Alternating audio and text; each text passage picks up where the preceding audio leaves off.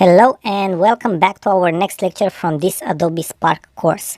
Till now we have seen how we can do different types of graphics using Adobe Spark. Graphics that would probably cost us a lot of money otherwise if we would outsource them or use other apps, because we won't have templates and if we would have to pay for them. Now in this lecture I am going to show you how you can use Adobe Spark for graphics in a more personal purpose for creating a collage. So what we have to do right now is click again after we are logged into our dashboard on the plus sign, and from the graphics section, if we scroll down,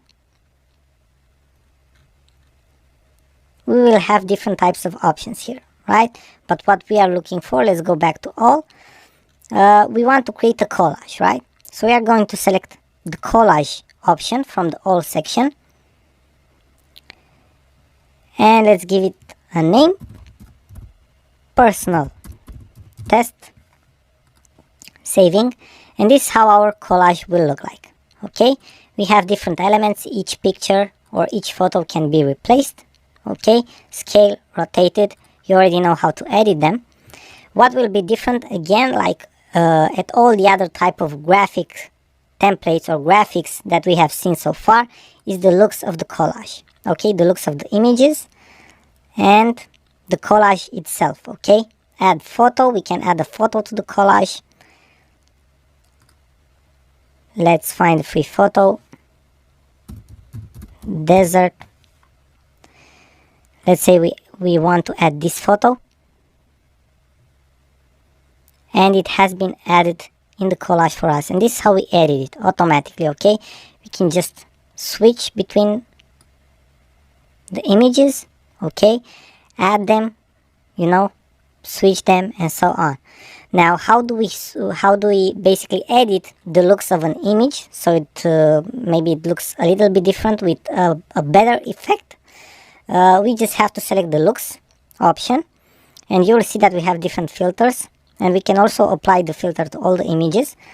We can add light, we can add multiply, colorize, mate. I think the contrast looks very good, and we can apply it to all of our images. Okay, we can also add effect, like a blur effect to our image, and you can see it happening on the image.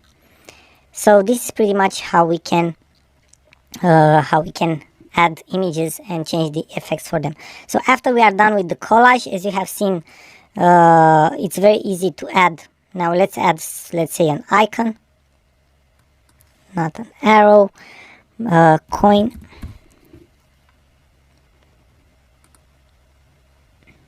It has also added another element.